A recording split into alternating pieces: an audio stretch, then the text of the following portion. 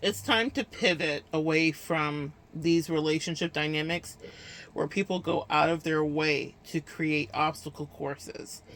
The path of true love never did run easy. Isn't that what Shakespeare said?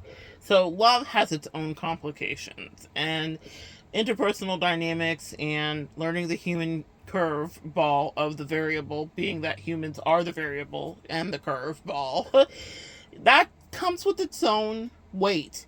You do not need to complicate things further for excitement, but people that are not in a healthy place will do that, and they will try to rope you into that where they are putting you through obstacle courses where you need to prove yourself when probably no one in their life has really ever proven themselves in whatever way in any other capacity. Especially I'm talking about when people run into my empath collective here, my earth angels. People will put you guys through these weird unnecessary paces when they can't even get basic engagement from the people that claim them, love them, or actually are in their lives, okay? So they will put you through all of this nonsense in efforts to make things incredibly difficult, and that is over for you in every way. If you're taking your power back, it's not a game you have to play.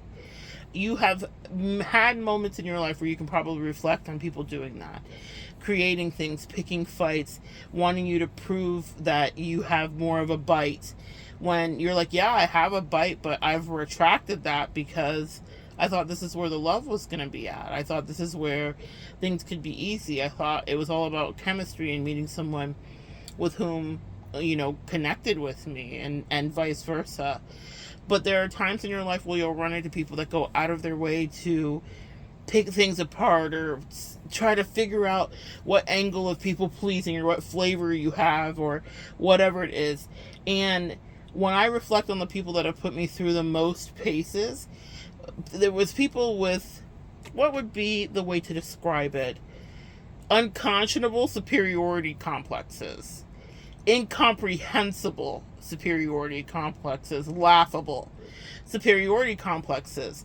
I have been in people's life dispatched in to do the work like a lot of you guys, which is to help raise their vibration because probably they've been trampled and not treated right. That maybe you two had lives that paralleled far more than the people around them, and that they could relate to some of the abuses and things that you'd been through, right? And not so much as a trauma bond, but like, let's elevate, let's like work through this, right? And it's those people specifically, the ones that might have the most in common with you, that will go out of their way to test you and be ridiculous with you, only to mourn you in your absence when you leave, because you will, and to be like, oh my goodness, what a bitter pill now I have to take, and if I could just have this earth angel back, and I didn't realize they were just trying to be soft and kind and love me, but they created chaos because that was what was for them familiarity. And you might have had a new complex that you had to work through because you thought, oh my god, I just went in here, I was just trying to work with you, I was just trying to love you, and that was not what they wanted you to do. So they went out of their way to be very specific, to pick you apart, to examine things, to hold up magnifying glasses, when really you were the mirror there. Meaning, if you were to eviscerate them, and if you wanted to, you just have to say, do you understand what you do and who you aren't? There have been so many connections that I've been in where I am very much observing what's happening, but I don't opine unless I am asked. It's something I've learned over time, what the truth is. In the aftermath, as I reflectively teach it, I will examine the pieces of whatever was happening.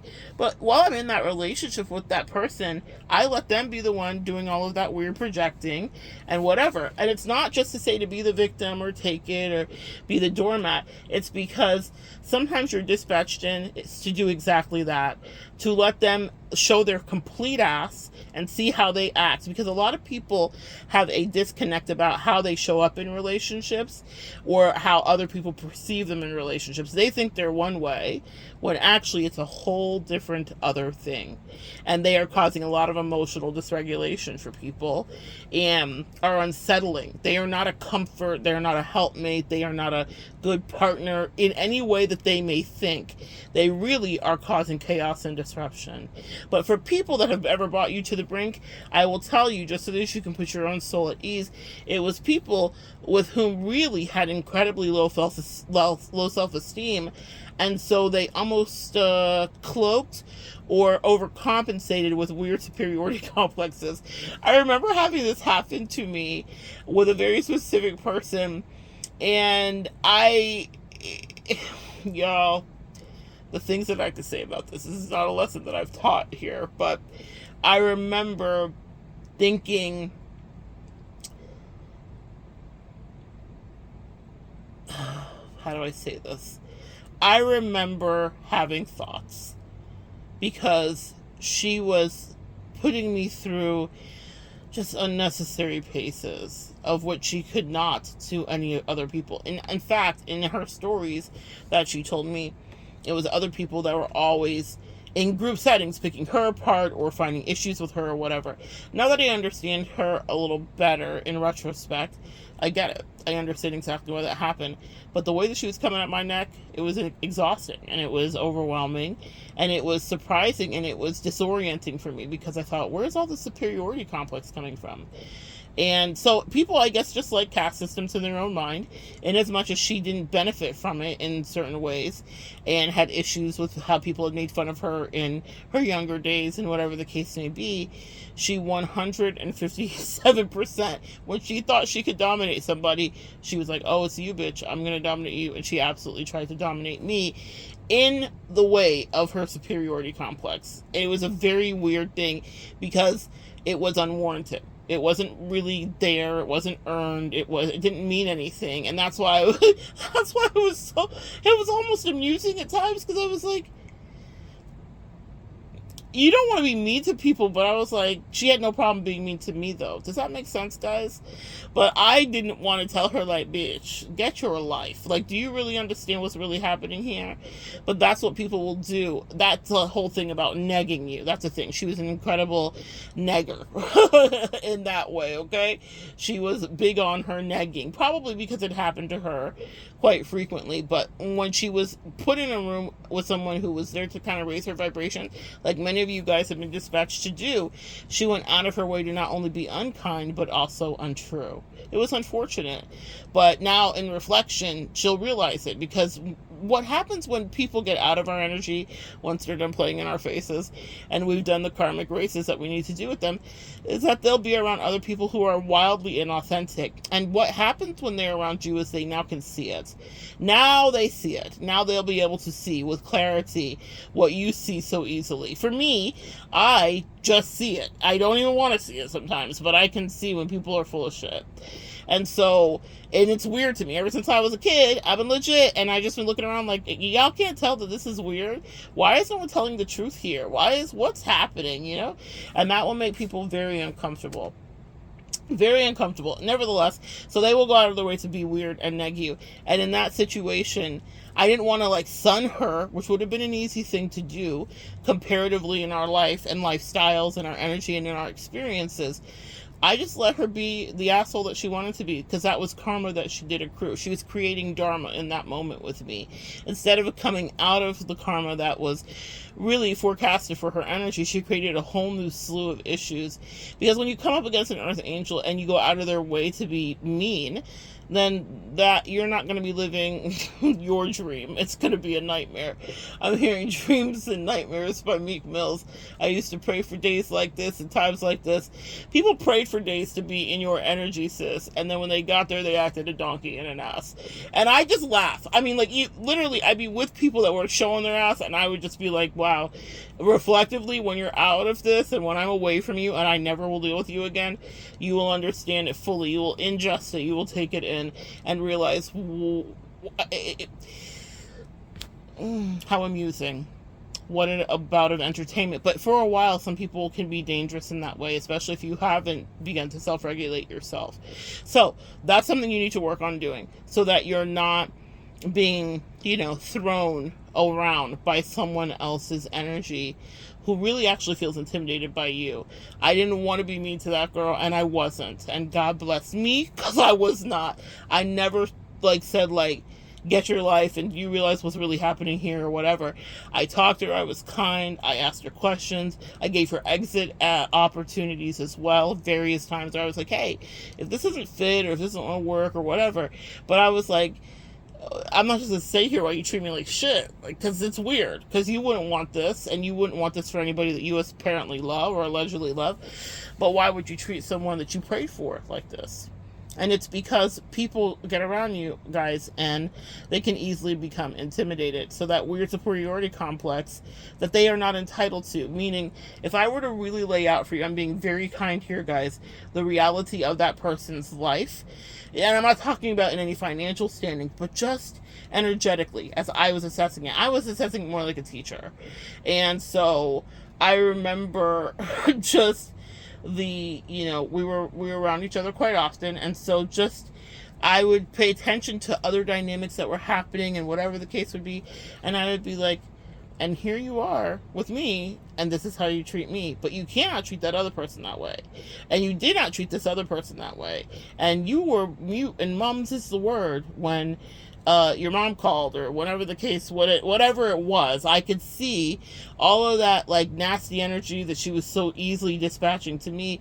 She did not have for everybody. In fact, she had compassion and kindness. But with me, this is the thing about power. Absolute power corrupts absolutely, because I wasn't showing my fangs, and I wasn't, showing up with crystal brass knuckles, right? I love, that's a metaphysical meme where it's like, I may be spiritual, but, like, I have these, and it's like beautiful, like, crystals arranged on a brass knuckle. But I wasn't being mean to her. I was kind, I was receptive, I was loving. But she thought that was a weakness, and that's something that what people will do is they'll see your kindness and the way that you were sent to love them properly as a weakness in you, and that is their greatest mistake. So because I wasn't going to treat her like ish and put her through obstacle courses, I guess she thought my love was fake, and so she dismissed it. Big mistake, huge. That's one of those Julia Roberts moments, because later in life, she'll understand it in full. Not even now. It's not even anything. And we haven't been around each other in years. But not even now would that be something that she would fully get. It's years from now. You guys, keep living. Keep letting God bless you. Keep doing the work that you're called in here to do, no matter who has tried to end you, go against you, ruin you, steal your energy, destiny swap, God knows. Beans, greens, and potatoes, right? Keep living. What did Beyonce say? Best revenge is your paper. And I'm not talking about your finances. I'm talking about your accolades. I'm talking about your lifestyles. I'm talking about the integrity of which is within you, that you are imbued with, of which they do not have.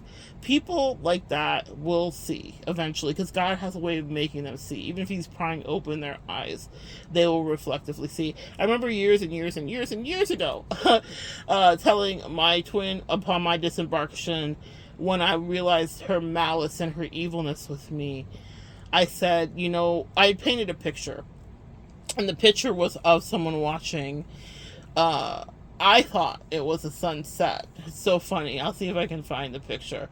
But I thought it was a sunset. If I can, it'll be the thumbnail for this. And it was of my twin, like from the back of her, and she's watching this view, and it's bright orange, sacral. I didn't even understand all of that then. I painted this years ago in my 20s. And I thought it was just her watching the sunset. She was often kind of depressive or whatnot. And so anyway, I painted this picture. And years later, when the disembarkation came, I said the prophecy is fulfilled, because my angels made it clear to me. It's so funny, guys.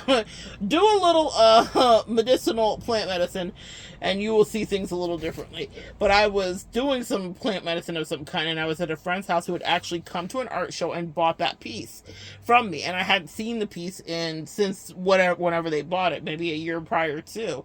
And so I'm in their house, and we're enjoying our plant medicine.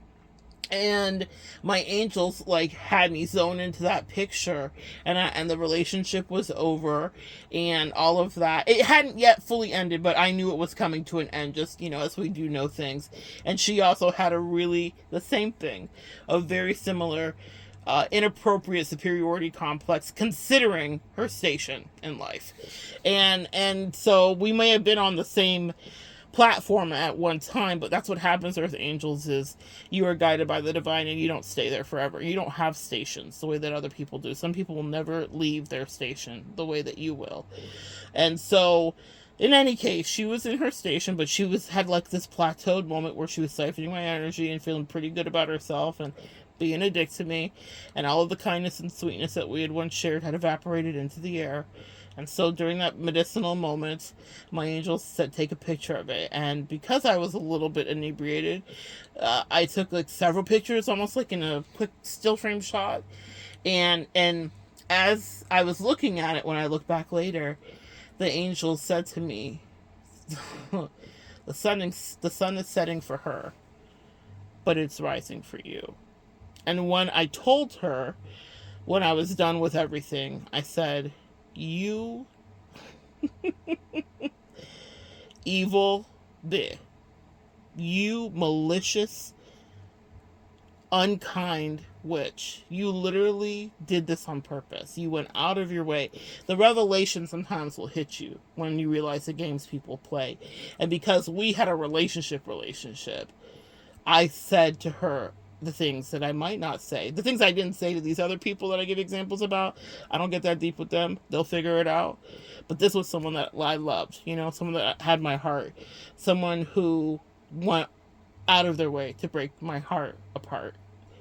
And so armed with that information, I said, enjoy your fucking station. You stay right there where you're at and where you'll always be. And guess what? Surprise, surprise. Let me tell you a little bit of forecast here regarding the prophecy. Not only is it fulfilled, but in the prophecy, apparently I painted this years before I even understood how this would go. You're watching the sun set, but I'm the sunrise that you'll never know. And you will watch me. You will watch me. I said that because the last time I was with her, I didn't even understand how that week was going to end. But my angel said, pay attention, friend. And as soon as I came into her house, she was already drunk. And she was walking me through. And she said, these are all the newspaper clippings. And this is your first painting that you did. And she had this like little archive of things. She said, I've been saving all these things about you.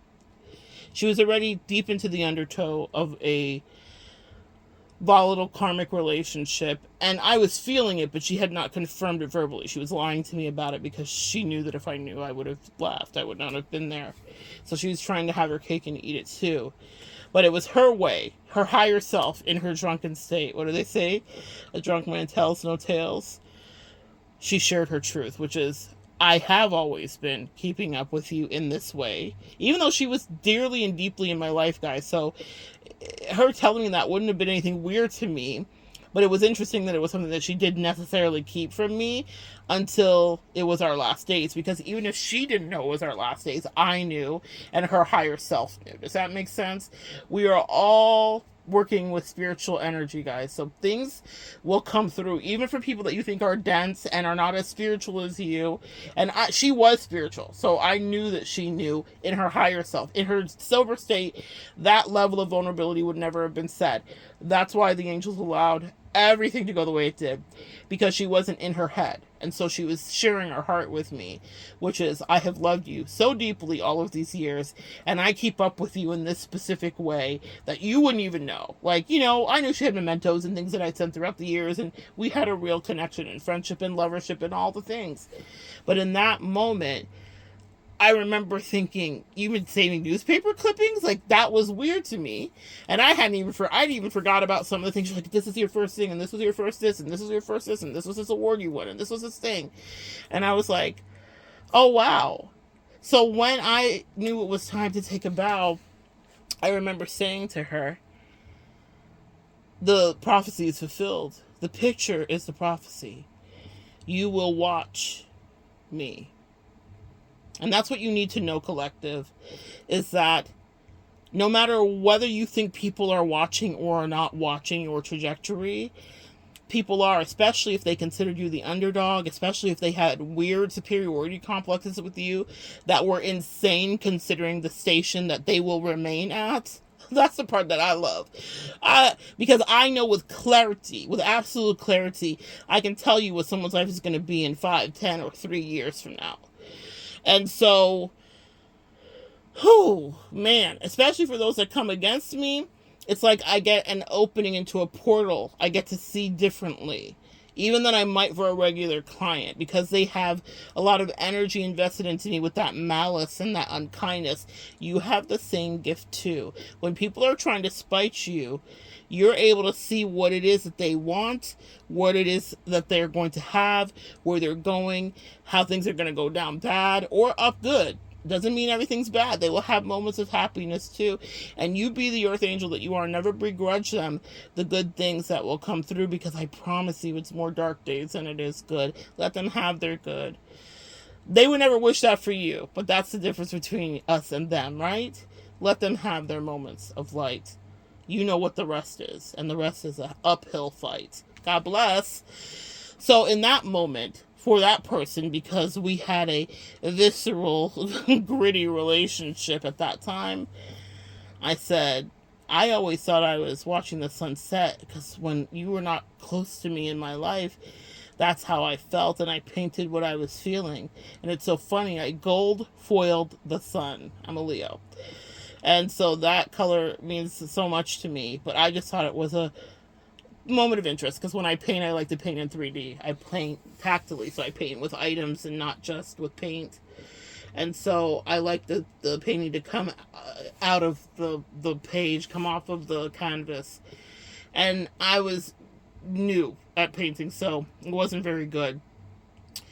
But that one piece that I added in there said, the angel said, this was divinely guided that you would do this, because you are the golden sun rising, sis. And you thought you were painting a sunset, something that she would forget.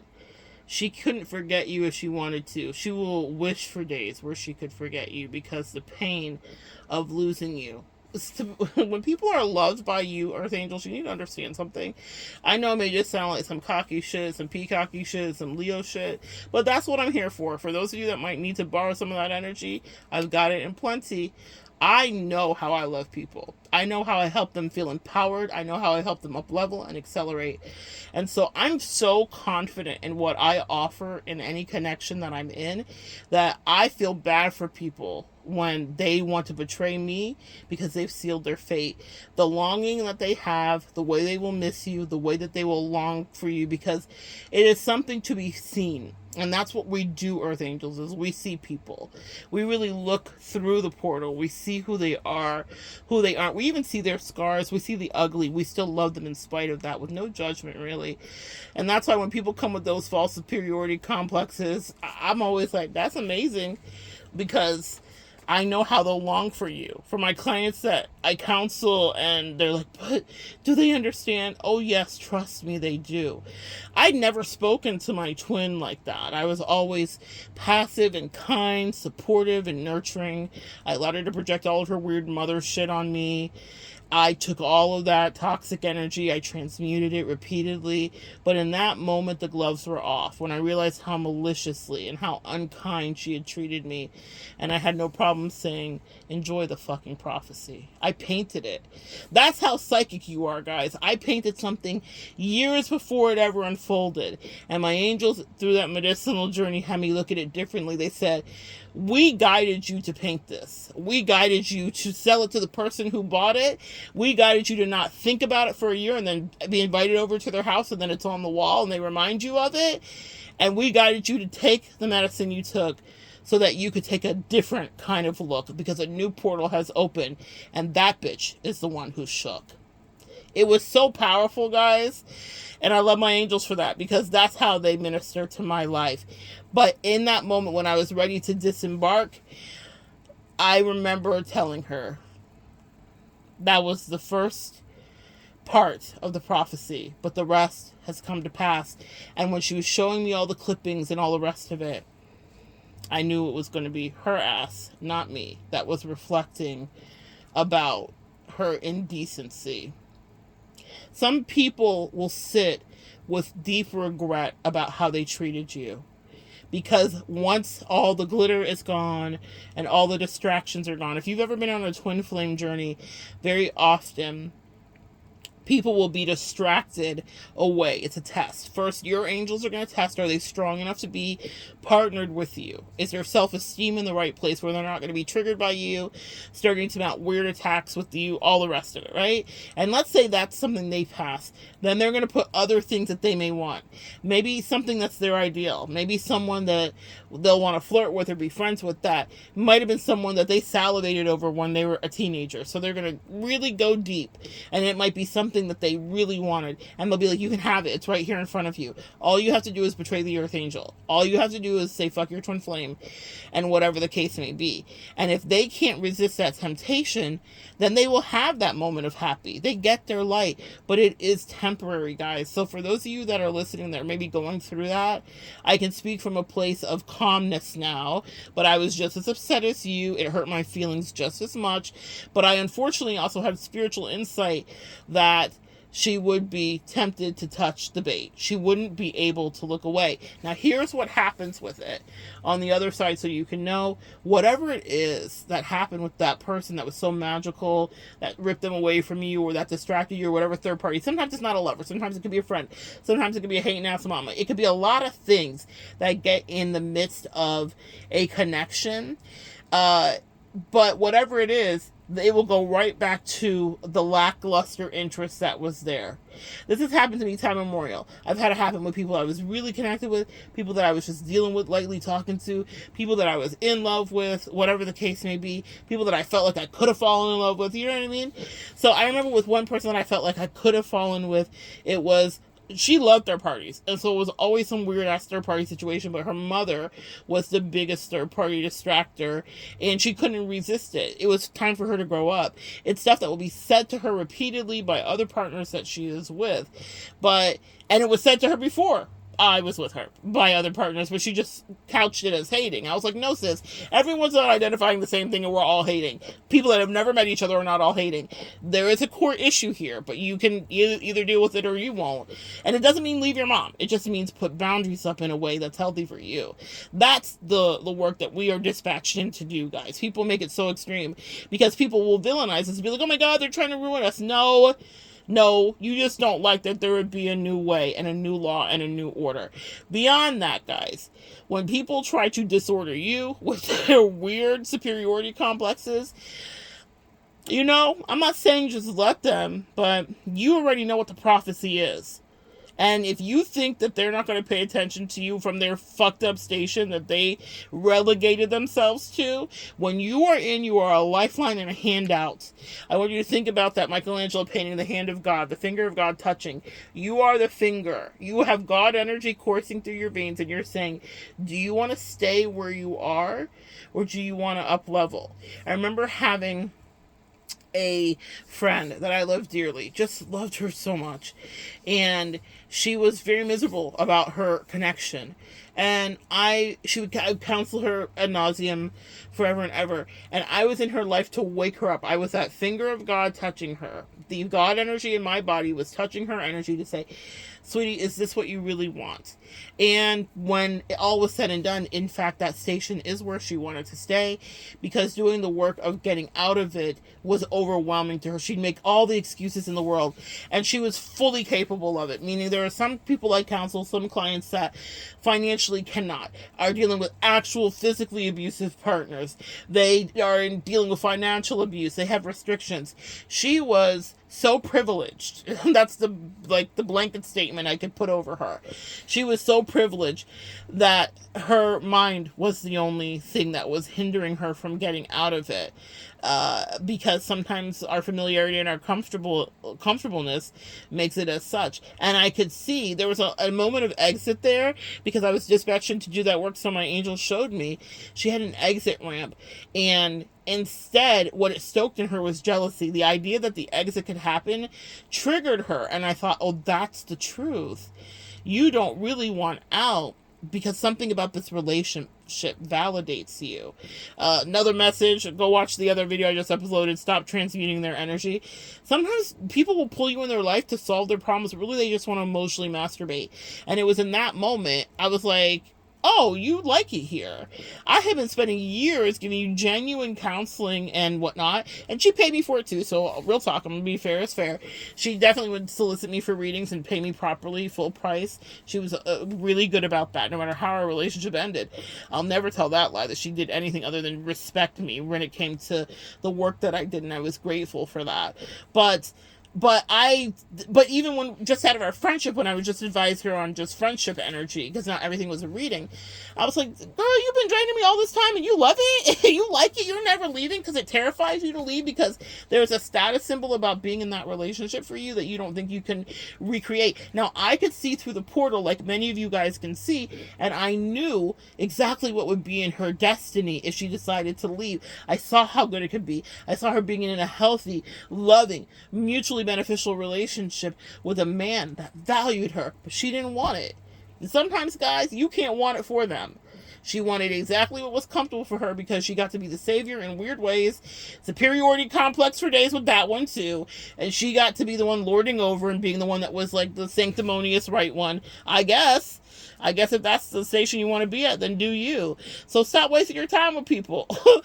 That's the big lesson today. Stop wasting your time with people, especially when they're trying to push you away with that weird superiority complex of my life is so much better and whatever. Okay, excellent. Let's check back in a few years and let's see if you're still at the same station, because I promise you guys, you will not be. You will elevate, you will grow, you will let go, you'll go through the hard thing. That's what I love and respect about you, collective, is you do the hard work, you do the heavy lifting. You don't immediately jump into the next relationship. You don't immediately replace whatever.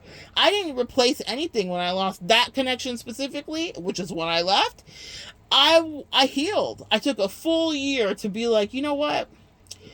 I need to heal, because I actually love that person. I didn't want to not be with her. I didn't want to not be friends with her, but I wasn't going to allow her to treat me like shitty and crazy like she was, covertly, which she was, just because we had our station of familiarity. I was like, you're going to have to do better, sis. The reason I couldn't accept what she was giving is because I had experienced the best of it with her. I knew what real love was with her, and so her offerings towards the end were paltry and unacceptable. They were breadcrumbs. And I was like, if you can't get this up, if you can't step your pussy up, ma'am, then I don't know what to tell you. I can't be here with you as your friend because I've already had the best of you. This is unacceptable. You need to know that about yourself in relationships, loverships, situationships. People do give you better. So you have a juxtaposition of what isn't happening. You know when people are taking you for granted and they're playing in your face. And it doesn't often take years for that to unfold, though in that case it did. The point is, actually, I saw flags earlier, but it took a while. Honestly, that was a healthier relationship until it wasn't.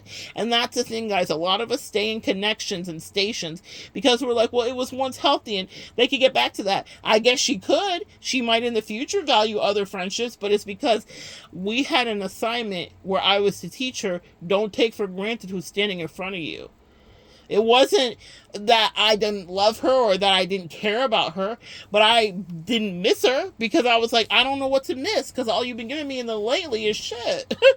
I want you guys to look at some of your relationships. Are you happy in it? And that's not to say everything and every day is happy. I'm in a whole marriage, and not every moment of my marriage is perfect at all.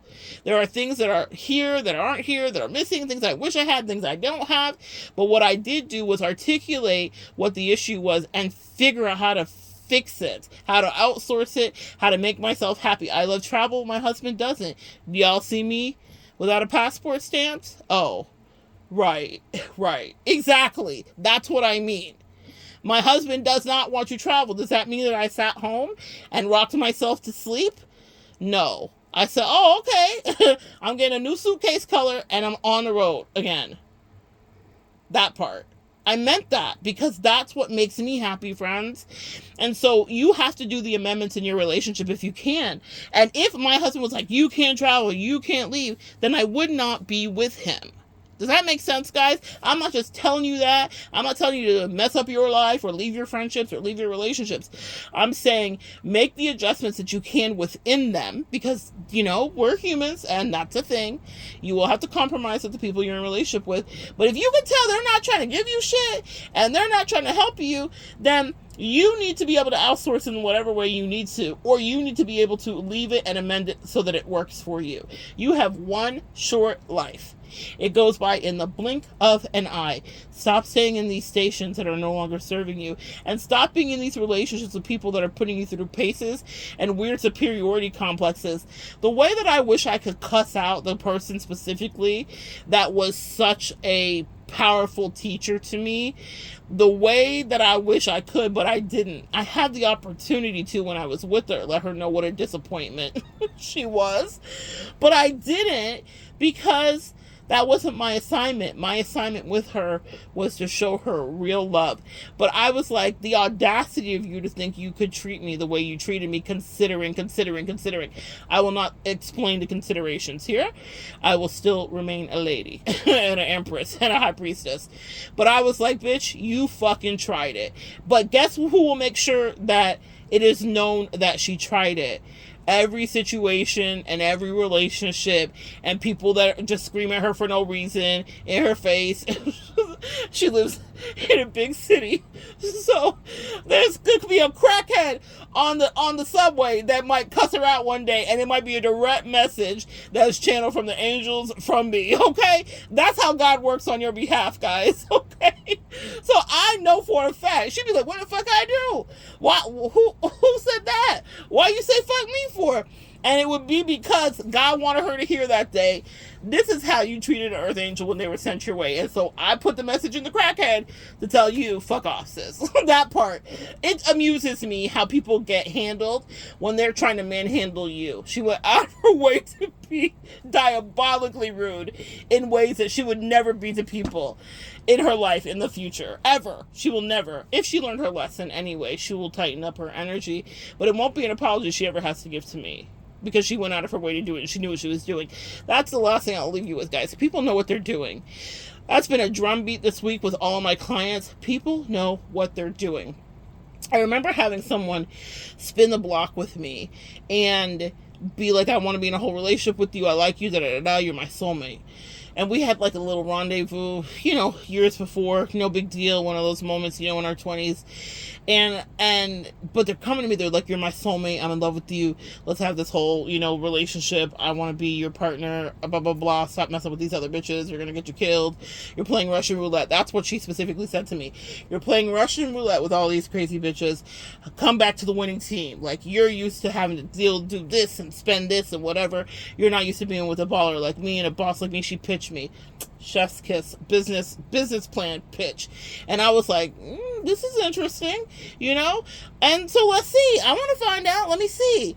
And so I gave her a chance, let me see. And immediately she begins to try to woo me with stories of our history. And I remember being confused in the first iteration of our history, meaning I had an intuitive nudge and understanding about what it was going on. But she was gaslighting me and playing all the smoke and mirror and games with me that people love to do when they're putting that false superiority complex over you that they have, which they are not even entitled to, they didn't earn, and it's not real. It's such a projection of weirdness. So I remember not being as sharp or adept, and my intuition was my intuition, but it wasn't as crafted and honed as it is currently. And remembering in my 20s being like, oh, maybe she doesn't understand what's happening here, or whatever, so whatever. She proceeds to walk down for me every single thing that happened. This happened and this happened, and then we never talked about it, and then this, and this, and then the whole office thought this, and the reason that I had to end our friendship at that point is because my boyfriend was intimidated because everybody thought that that we were together and that we were in love, all this stuff, guys. And then she was talking about other behaviors and other things. And I was just listening to her. Now, this is something I've learned throughout the years with clients and working with you guys. I was like, so this whole time, you fucking understood exactly the depth and the issue and the whatever. And y'all, the turn off that was for me, it was just a lesson. I believe God allowed her to come back and pitch me and be all intensely in love, quote unquote, because I just needed to be able to teach you guys. A lot of things I go through, I think, is just for you, honestly. You guys are very loved. My angels will take me through the paces with these crazy people just so I can come back and be like, here's the one lesson I learned from the crazy person. This is a new lesson. Let's keep it moving. But that really happened. And I remember being like, I will never again underestimate my intuition, because everything she was saying to me were things that I thought back when we were in our 20s. Every single thing that she was saying to me, fast forward all these years, I was like, so you knew the whole time? When I decided to break up with my best friend because she was on crazy time, she was on demon time, all the things that I was asking for in the relationship, and it was just one thing specifically, and she just refused to give it to me and was manipulative and being weird and just doing weird shit and was acting like it was just impossible to do. And I remember like being like, oh, let's go on this vacation. And she was like, it's too spendy. My bestie was wealthy, okay? She had money. She had a lot of money. She was fine.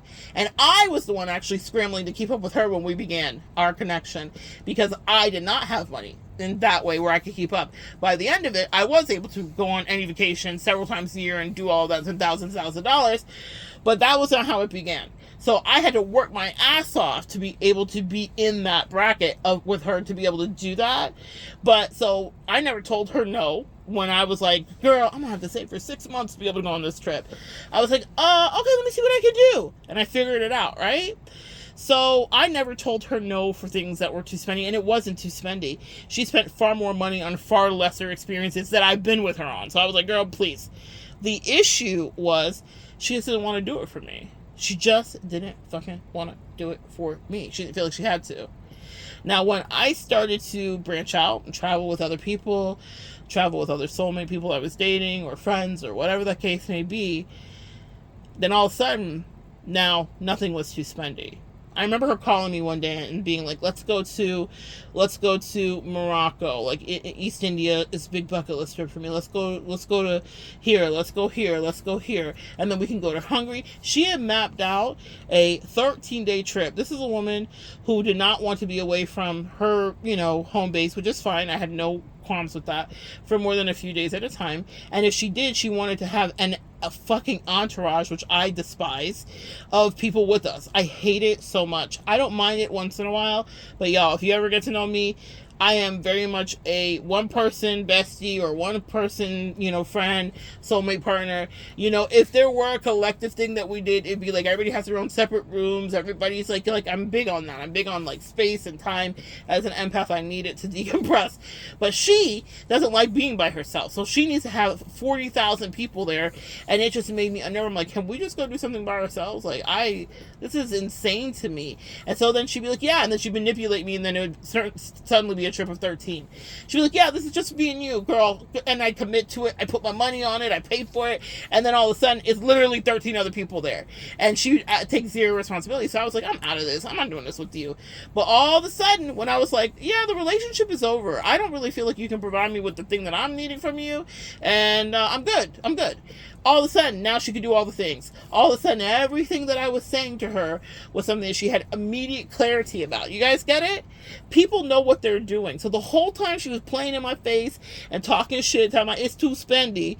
Bitch, are you kidding me? The most money I've ever spent in my life is in that friendship. It was too spendy? It wasn't too spendy. She just had zero intention of doing anything that was my idea that I wanted to do. She wanted me to be along as her sidekick in whatever way, but fuck my feelings and fuck what I had to say.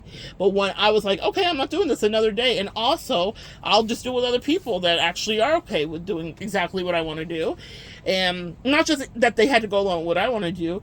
There, any vacation that I went with, even on soulmate people that I was dating, I'd be like, hey, what do you want to see here in the city? What looks good to you? What place do you want to eat? I'm not just selfishly like, it has to be all about me, but she was, and it was everything for her, and it was family first, and I love that for her, and I needed that, I guess, at a time in my life.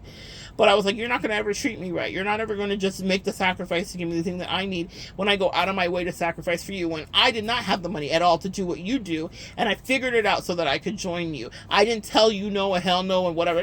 Maybe that's an empath lesson I need to learn. But here's what I will tell you about that. When it was her turn, all of a sudden, She understood.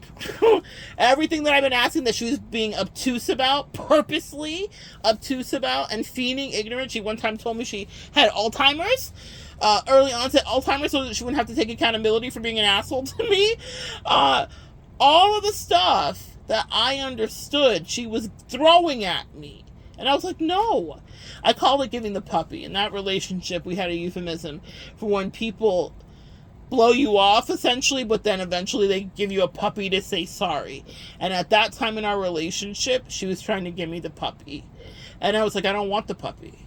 I don't want the puppy. You could have been honest with me about your yeses and your nos. You didn't have to just go along with it, but be honest. That's always my motto, and that's a thing that I think is important for you as Earth Angels too, is to know that people don't have to give you everything you want, or they don't have to want to date you, they don't have to want to be friends with you, but they need to be honest with you. The second someone starts playing games, that's karma that begins to accrue.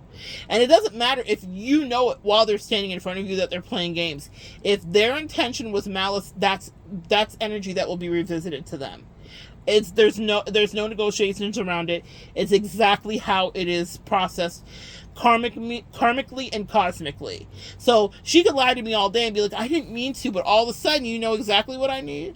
All of a sudden you want to do a 13-day international cross world, not cross country, international across the world, zigzagging back and forth trip, but you couldn't give me like a 2-day hangout, just one-on-one. Okay, cool. Excellent. Now I know, and I put that in my memory bank. People know what they're doing. People know what they're not giving you. People know what you want. People know what you're asking for. If you're in a relationship and you've been asking someone, let's be married, let's get married, let's get married, and you're like, oh, he's scared of love, he's scared of our love. No, he's not. He does not want to be married to you. And that's it. That's that on that. Or if you are in a relationship with a woman and you're saying the same thing, same thing. People do exactly what they want to for the people that they want to. I gave years of relationship energy to someone, and they would immediately go. I remember someone giving exactly what I wanted to the next person, because that's who she deemed worthy of that. Right now, we're watching something happen with Travis and Taylor. And before Taylor, Travis dated a woman for 5 years. And he's been with Taylor for a year and a half, and he's proposed. That part. That's it. Yes, Taylor's Taylor, and she's a force of nature and whatever. And actually probably more Travis's type. He had been on a dating show where he talked about being very attracted to country, kind of southern women that are blonde and blue. That's kind of his real type. He ended up dating a black woman for 5 years. Not to say he didn't love her. He dated several black women. But it's to say his type was his type. And for his type, he was happy to marry up. He was like, got it. Proposal locked in. This is my girl. He loves her. That doesn't mean that the other girl wasn't valuable and he didn't learn lessons of how to be a better partner, etc., etc. But he didn't propose to her in those 5 years. That's my point. People know what they want to do, and they know what they're doing, okay? He didn't have to be convinced to pursuing a proposal with Taylor. He wanted her, he went after her, he got her. A lot of lessons coming up. I have some things I'm going to teach about that. Even the way that he wanted her, he got her. When we're like, I don't know if the person likes me, they know that they don't like you. They might want to confuse you that they like you, but they don't.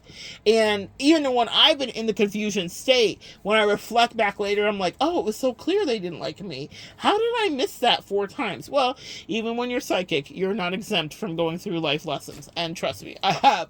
But that's what I will teach you, and that's why I always come on here to share, because these are situations that cause a lot of emotional damage, and then when you reflect, you're like, oh, they really didn't care, or they knew the whole time exactly what I wanted. They were capable of giving me this the whole time. I was twisting myself in psychic knots, and they knew the whole time. When that girl spit back at me exactly what happened 20 years prior, and how our destiny got off-rooted by her being a liar, and was using that as like an aphrodisiac to seduce me the second time around, I was like, bitch, if you don't get away from me, and I subsequently shut her all the way down. happily, without remorse. It wasn't like I was waiting for that moment. I never thought it was going to come. I didn't even think she liked me like that, and she didn't. What she wanted was access energetically. Message, and I teach you guys this all the time, you are an up level. You make people feel mighty fine. And so when they're around you, things just go better in their life. And that's why she wanted access back to me, not because she wanted to be my wife to any degree. It's because she was like, damn, how do I lock you into some fucked up contract that's an upside down contract that really just benefits me, and let me use a little bit of nostalgia to maybe pull you in. And all I was thinking was, you treated me like ish on purpose, friend? Damn, I guess we're not even friends. Fuck the wifey part, fuck the spin the block, forget about the lovership. Let's talk about how you purposely broke my heart the first time. It's not flattering as people think. So now all of a sudden when my bestie's like, here, you can have everything you want, it's not flattering when you are now in 20 seconds willing to give me what I've been asking you for the last couple of years, quietly and patiently. It made me just hate her. Honestly, truly, truly. I was like, I kind of despise you for making me do all that work. That's why I teach you guys about this, because I have had to learn about my worth the hardest way. By people playing in my face and running me through these obstacle courses of games that they wouldn't even dare play. For the one that's going to get yelled at by the crackhead, the games if she played with me, she could never play with anybody. It doesn't matter if she's giving people a runaround or whatever. The level of unkind she was, I almost feel bad for her, because I'm like, damn, cuz, you fucked up. Not fucked up because she didn't love me. People don't have to love you guys. And that's another thing that I want you to understand. I have some clients that struggle with that. Some of my younger clients, some of my younger male clients really struggle with the idea that they put time and energy into something that's not working out. I've been counseling a client who's so sweet, and he's going through his first heartbreak. And I'm like, sweetie, just because you invested time, energy, and you were a great boyfriend, and you paid for the tickets to the concert, and you did the things, doesn't mean that yield and return it always brings. Those are the breaks of love, and you have to figure out how to move on without crashing out. Because just because you invest doesn't mean that people owe you their love back. Chemistry is chemistry. That person that ran all those games with me very well wasn't attracted to me. There was no chemistry. She wasn't actually interested. She just wanted proximity. Now I understand that, but in that moment, it was self-serving for her. She had zero interest, because if she did, one of the things that we see a meme about it all the time, where they say people, they do what they want to, essentially. Like, if they wanted to, they would.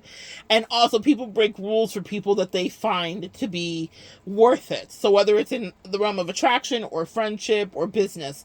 So what might be a deal breaker for 75 other people will not be a deal breaker for the one person who is their ideal. Does that make sense? So were I to be that person's ideal, all of the obstacle courses and weird shit she was putting me through wouldn't even be existent. It wouldn't even have happened. But it happened because it wasn't that interesting to her. Does that make sense, guys? And that may be a hard thing to ingest ego-wise. Like, oh my God, oh, Monette, that hurts. No, it's actually nice when you just know exactly what the thing is and what the words are, and people aren't playing in your face, and there are truths that are told. But sometimes we'll lie to ourselves because we don't want to hear that. Like, oh, she's not that into me. Like that part, remember that book back from the 90s? Like, he's just not that into you. That's the real truth, because the people that people are into, they do the things for. No one owes you to stay around to stroke your ego. The healthier thing would be, and I implore you guys, Earth Angels, do this. Maybe someone needs this dating advice today. If you're not interested in the person, don't play in their face. It's terrible karma for you. No one owes you. No one has to like you. No one has to sleep with you. No one has to do any of that. What they do have to do morally. Even if they don't do it, they will be held accountable spiritually. But what they are obligated to do morally is just tell you the truth. And you have to suck it up, like I'm counseling my little college-age client to do. You got to suck that up. The truth is the truth. Don't let someone disrespect you, run you around, and be anyone's patsy, or let them siphon your energy because they like the idea of you liking them because it strokes their ego. People are not that interested sometimes, and they should just let you go. And that might suck initially. It might sting and burn a little bit. But what you will know is where you stand. And that's actually a growth exercise for them too, if they can just tell you the truth. When my bestie was manipulating and running me around and doing all the most, she never would have caught to, like, I'm playing in your face. But when I was like, I'm not doing this anymore with you, all of a sudden she knew exactly what to do. Isn't that fascinating?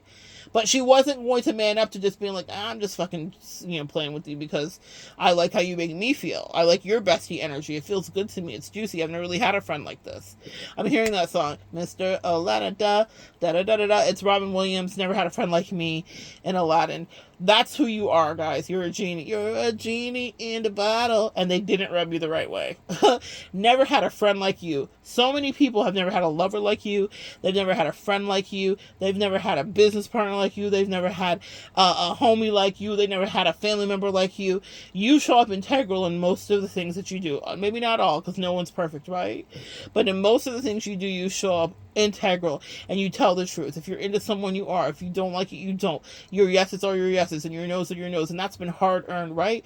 So don't let those people with those false superiority complexes, because in the face of your integrity, they have to shrink with their insecurity, because they are like, I'm not like that. Like, I lie all the time. Like, I lie. That person told me, she was like, I lie because I avoid confrontation. Like, right from the beginning of the connection, she was telling me about other situations. I just was in my limerence that I was like, oh, and I said to her, actually, because this is who I am, ever the teacher, I was like, hey, I'm in your life so you can learn not to lie. Because with me, even if you don't want the thing or you do want the thing, if you tell me the truth, that's only going to up-level you. I think she thought I was talking about Pokemon. She didn't get what I was talking about, or her pathological inclinations were so ingrained that she was like, well, I'm not giving up my favorite thing for you, bitch. I love lying. But I was like, with me, you can tell the truth because I can handle it, and I prefer it, and also, it's never going to be a weird ending for us if you just are honest with me. But she opted for a different thing completely. But I checked her even in that moment when she was like, I'll just lie because I don't like confrontation. She was a Libra. So, with so much Scorpio that, girl, I couldn't tell the difference, girl. I was really dealing with a Scorpio. So she was lying and sneaky. And in any case, I called her on it all the time. I was like, hey, girl, the truth will work. But she didn't want that. So now she'll learn that lesson with people that don't give a fuck. And it'll be harder. That's another thing, too. And another thing. I might just name this and another thing. The other thing is this, guys. When you have a soulmate assignment with someone, no matter what form it is, romantic, platonic, friendship, whatever, they're there to up-level you, you're there to up-level them, okay? And it can be the easy way or the hard way. When people choose to play in your face and be weird, they are still going to go through those lessons. So don't think that just because you're not there, because sometimes I have people, clients specifically, that want to stay because they're like, well, if I don't teach this, who will? Someone else will. It just will not be in the beautiful, juicy, loving, warm way that you would have done it.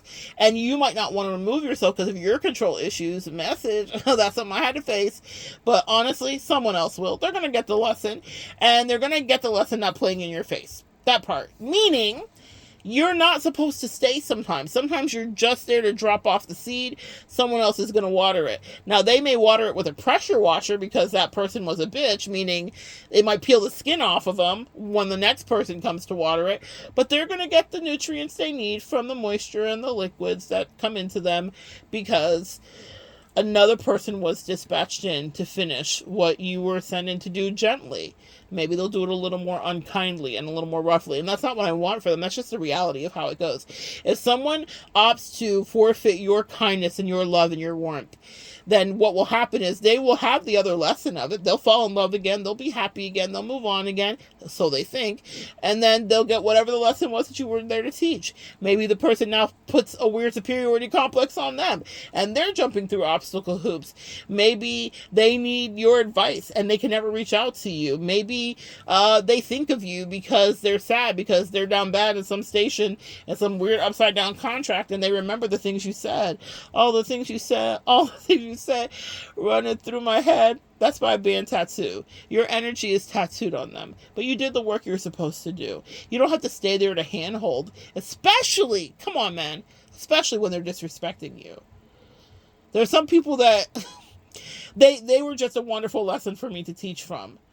and they were never something that was going to nourish me or be reciprocal with me, not properly. There were little moments enough to keep me attached. That's called breadcrumbing. So don't feel guilty if you're like, well, they were nice to me. Yeah, they were, but it was for their agenda. That Libra was nice to me for her agenda. It had nothing to do with deep ending love, because she loves differently when the love is true. What she offered me was bullshit, and it was a very curated brand of superiority complex bullshit. Of which I was not interested. And now it will be reflected back to her that that's how she behaved. But not by me. To her, I don't exist. She doesn't exist to me, meaning she is a lesson of memory. But we're not going to be helping each other in any real physical sense, you know. I haven't seen her or talked to her in years. But that doesn't mean that someone else won't come in to water the seed that I planted of whatever it was that she was supposed to learn. That's how we get dispatched in. Maybe sometimes it's someone else's turn. And right now it's someone else's turn. And that's okay. That's what I'm teaching that young college kid.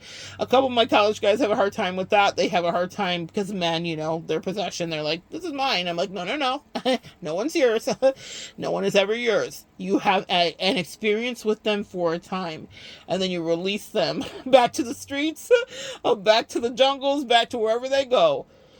But if you were an earth angel, then I promise you did the work, and they will forever know that weird obstacle course shit, that superiority complex, holding back what they could easily have given, the yeses or nos that should have been free and honest. If they withheld that, they will relive that repeatedly, and they will always think of you because they will know, oh, this is happening to me because of that one earth angel that I tried it with. Someone who was so fair with me. And now everywhere I see, there is zero fairness, meaning no one will reciprocate the same level of compassion and kindness. People will not give a fuck. They will walk away differently. They'll fuck them up. They'll leave them with new complexes. It's not about retribution or karma. Well, it's karma, but it's not about anything you wish on them. It's their dharma. It's what they created. I remember my twin saying to me when I told her the prophecy is fulfilled, bitch, now you'll watch and wish and long for me. And I couldn't really explain to her the depth of how she would miss me, because in that moment she was filled with hubris and toxic energy. But it's now, just now, she's waking up where she's like, fuck. I would do anything to laugh with you. I'd do anything to smoke with you, chill with you. I would do anything to taste your food again. It's simple things like that, y'all. People miss you, friend. They miss you in ways that they didn't even begin to fathom they would miss you. While they were being weird and mean to you in your face, they didn't know that in their quiet moments when they're back in their mundane ass lives with people that don't care if they live or die, meaning they're there, but they're there to serve a purpose for them. So they have a lot of people in their life that are selfish friends, and so they're there to serve them, cook for them, love them, take care of them, be their nurse in the purse, etc., etc. But where you cared about them, you cared about lifting that curse off of them, you cared about what happened to them. They can't, that's what I mean by people can't replace you. No one else is going to find you. No one else is going to be you. So when you're like, but will they? Yeah, they will. Now that's something I want you to detach yourself from. Don't wonder about when it happens. There's a couple people today that I talked about, that twin, the bestie, that the one, the deceitful Libra energy that I really cared about. I cared about them, even if they couldn't fully care back about me. You don't care about everybody. Sometimes you have lessons with other people that you'll never give a fuck about. You won't think about, they won't think about you. But for the deep lessons, guys, the ones that really impacted you, yeah, they will remember you. But what is that worth? It doesn't matter to you. I want you to go on and find new people, new connections, whatever. I have found in my life that when I got past those relationships, that I've cultivated relationships differently. Now, I do have friendships with people. I do have people that check in with me and care about me. I recently had a friend, after I got out of the hospital, send me this beautiful thing to get ready. She's shamanistic in her way, and she sent me this beautiful, Eye of Horus and a whole little kit that I will take with me, and anytime I'm kind of fighting one of those battles again. But you will have other people come in, sweet friends. You will have other people that are dispatched in to love you properly, that care about you. These are people that I can be candid with, that I could call in the middle of the night and be like, sis, let me tell you what the fucking crazy shit is happening.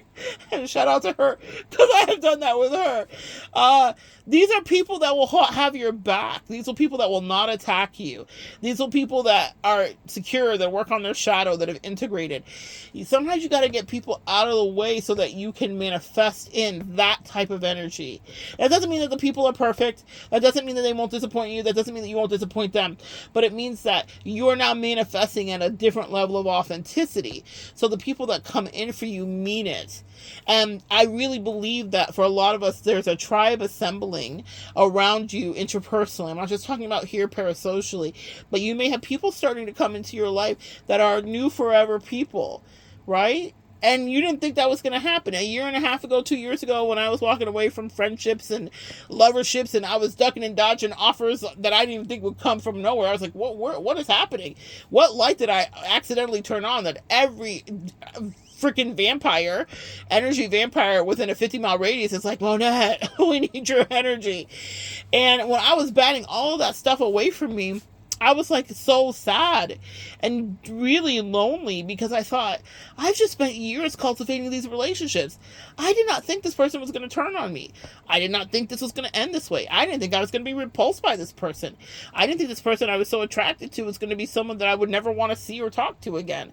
I had no idea how those things would end, even with all of my psychic energy, because that's the thing. A psychic and earth angels don't always get to see with full clarity our own personal dynamics. We're still walking through the lessons like everyone else. And so I was sad. I was disappointed. I was like, God, I just did all of this work for what? Like, for who? Why? Why'd you put me through this? And the angel said back to me clearly, so that you could start attracting in the right vibrations and people with the right energy. These people didn't mean you well, and there's an up level coming in for so many of you in the collective, and there's a lot of people around you that could not stand it. You might be doing remodels and upgrades to your life, body, mind, soul, house. And you might have had people that were in your face that could not handle that because they were already jealous of what you didn't have when you were in your south node. Does that make sense, guys? They were already mad about the little picayune shit that was beginning to happen for you. And you have no idea where God is taking you. And you couldn't see that they were the biggest haters hindering you. Just having those people drop off my energy, I was able to soar more. Yes, I was sad. I'm human. They would not think it. They'll just think like, oh, she was a bitch. She didn't love me. No. I loved you. It was sacrificial to cut you off, but I wasn't going to allow you to suck me dry. Sometimes, what is it? Self-preservation is the first rule of life. As earth angels and empaths, we learn to always give to others first. And that is me breaking the curse. Stop giving to others first. No, you cannot continue to suckle off of me. No, I'm not going to feed you energy. No, I'm not going to up-level you and stroke your ego, your fucked up ego, your weird superiority complex that you didn't earn, you don't deserve, you shouldn't have. You've lost your mind. In any case, you treat me bad? Excellent. It's duly noted. I don't repay shit. The angels do. Stop letting people suck off of you if your assignment is up with them. Because a lot of those people really didn't like you. They might have liked your energy. They liked what it afforded them. They liked how they felt in your vibration. But that bestie of mine has wished me death many times. She did not like me when we disembarked. Because I know her. And I know her energy, and I know other people she didn't like that she also wished other things to happen to. And that person actually had some very unfortunate things happen to him. And so I said to her in the disembarkation, like, don't wish me well, sweetie, because I know what kind of well wishes happen for you. Same thing with my twin. Funny how I've attracted similar people. She was malicious and evil, will wish the worst for people upon the disembarkation or breakup. And I remember listening to her all those years. And so I was like, when she was like, oh, I hope you're good. I was like, bitch, keep all your well wishes to yourself, because your well wishes are tainted with poison. I'm good. Thank you so much. You need to know that those people didn't necessarily like you, and that it's a thin line between love and hate, and they will spite you. They were spiting me in my face. Can you imagine when I'm no longer feeding their ego? Can you imagine when you're no longer feeding people's ego the things that they're thinking about you, the things that you would never know, the things you would never even imagine that they would think about you, because you are not evil that way. I don't wish any of them anything but up level. Go play with the next person you want to play with. Be in love. Have the marriage. Have the thing. Whatever each one of them wanted for them. I knew their deep wishes. I wish that for them. I want that for them, genuinely, so that they wouldn't focus on me. Y'all know what it's like to have people in your energy that you don't want to be? Please go play with other people and enjoy yourself. Fall in love. Have a baby. Do everything. But please, stop fixating on me. In any case, guys, those are your messages of another thing and another thing today. The superiority complexes and the weird obstacle courses are not yours. Don't let them play with you that way. That is them feeling excited. Oh, I was going to say this. Absolute power corrupts absolutely. Whenever you allow humans to have power, they usually show you their cruelty. There are so many incidences in history where people, when they get power, will become the lowest, dankest, dirtiest vibration of inhumane behavior. And some of you guys were dealing with tyrants that just never got control and power, and they finally saw an earth angel and you seem really nice, and they're like, oh, this is going to be easy, and they couldn't wait to treat you shittily. They couldn't wait to put you in a weird position or try to provoke you into arguing with them or whatever the case is, friend. Now that's their portion. That's what they want in their life. They will have it in Groundhog Day. Repeatedly. You wanted to fight with me? Fight with the world that doesn't have mercy, because I had mercy on you. A lot of those people you could have ended with a word. A lot of those people you could have ended with an observation, meaning have them in therapy if they would go for the rest of their life, or have them wanting to not even be on this earth. I know what my words do. So I had mercy on a lot of those people.